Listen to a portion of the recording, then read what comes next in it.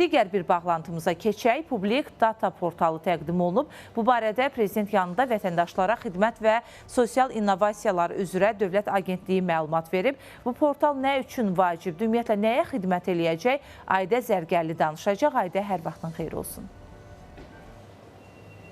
Salam Çinarə, hər vaxtınız xeyir olsun. Bəli, Public Data portalının təqdimatı baş tutdu və bu təqdimatın əsas məqsədi nədən ibarətdirsə, məhz bu suallara cavab tapmaq üçün Prezident yanında vətəndaşlara xidmət və sosial innovasiyalar agentliyinə üst tutmuşuq və istərdim ki, agentliyin şöbə müdürü yanımızdadır, Murad Fətullayev, və o bizim suallarımıza cavab tapsın. Hər vaxtınız xeyir olsun Murad bəy. Bu portal nəyə xidmət eləyəcək və əsas fəaliyyət sahəsi nədən ibarət olacaq? Buyurun, sizdən işləyək. Hər vaxtınız xeyir olsun.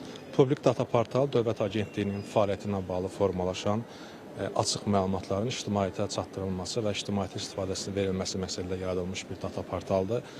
Bu, dövlət qurumları arasında ilk belə bir layihədir, iş təcrübədir ki, hansısa bir dövlət qurumu öz fəaliyyəti ilə bağlı məxfi olmayan və konfidensial olmayan bütün məlumatları ictimaiyyətin istifadəsinə verir.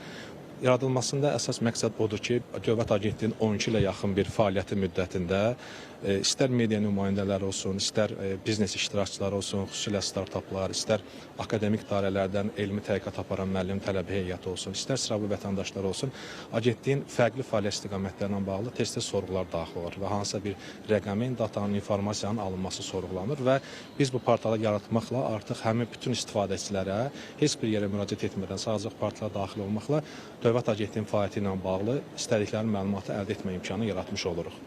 Murad bəy, son zamanlarda süni intellektlə bağlı yeni qanunlar tətbiq olundu. Bu qanunlar ətrafında süni intellektlə bağlı hansı hədəflər var, hansı addımlar atılacaq? Bununla da bağlı bir informasiya təqdim edərdiniz bizə? Dövlət Agentliyi 2024-cü ildə 3 illik 24-26-cı illər üzrə Dövlət Agentliyində süni intellekt strategiyasının tətbiqi ilə, süni intellekt həllərinin tətbiqi ilə bağlı strategiya hazırlayıb və bu strategiya uyğun olaraq artıq ötən ildən başlayaraq həm asan xidmət mərkəzlərinin fəaliyyətində, eyni zamanda agentliyin fəaliyyət istiqaməti olan digər sahələrdə süni intellekt həlləri artıq tətbiq olunmağa başlamışdır. Burada bizim əsas hədəfimiz, birinci əsas hədəf asan xidmət mərkəzlərində proseslərin avtomatlaşdırılmasıdır. Hansı ki biz müxtəlif sahələrdə, məsələn, hansısa bir nöqsan halı qeydə alınırsa, hansısa bir prosesdən vətəndaş narazıdırsa, bu proseslərin avtomatik şəkildə qeydə alınması hədəflənib. Eyni zamanda agentliyin tərkibində 108 çağrı mərkəzi fəaliyyət göstərir. İkinci layihəmiz çağrı mərkəzinin daxil olan zənglərin avtomatik şəkildə cavablandırılmasıdır. Bu da hansı ki bizə imkan verəcək qeyri-iş saatlarında bütün zənglər operator tərəfindən avtomatik cavablandırılacaq, süni intellekt əsaslı operator tərəfindən. İş saatlarında isə biz zənglərin təqribən hədəflənmişik 26-cı ilin sonuna qədər iş saatlarında zənglərin 30%-ə yaxınının süni intellekt əsaslı operator tərəfindən cavablandırılması. Eyni zamanda mərkəzlərdə vətəndaş haqqının idarə edilməsi ilə bağlı da süni intellekt həlləri mövcuddur. Hansı ki o da bizə mərkəzlərdə imkan verəcək ki, müraciət sıxlığı çox olan, vətəndaş sıxlığı çox olan yerlərdə vətəndaş haqqının optimal idarə edilməsinə gətirib çıxaracaqdır.